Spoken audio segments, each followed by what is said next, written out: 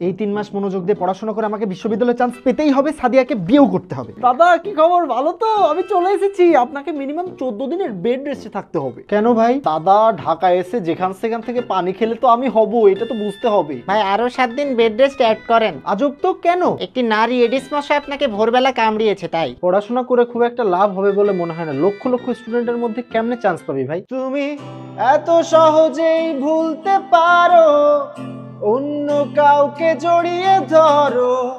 Focus Farhan, focus, তোকে chance পেতেই হবে। ভাই আমি কোচিং এর ওই সুন্দরী মেয়েটার ফোন নাম্বার, একটা কল দিবেন না? তুই একটা কল দে, দেখি দেখি দেখি। এই শালা, তোর সিলেবাস শেষ হয়েছে? পড়তে হবে, পড়তে হবে, জাস্ট পড়তে হবে। আরে বন্ধু আর কত পড়বি, চল ঢাকাটা একটু ঘুরে দেখি। হ্যাঁ চল যাই, টিএসসি তে ঘুরে আসি। তো কষ্ট করে এত টাকা দিয়ে বাবা মা পড়াশোনা করতে পাঠিয়েছে, আর তুই এইভাবে সময় নষ্ট করছিস। মামা, আমার বাবা মার অনেক আশা আমার উপর, আমাকে পড়তে হবে। তুই দাদা আপনি এখনো টেবিলে বসে আছেন, বললাম না 14 দিনের বেড রেস্ট।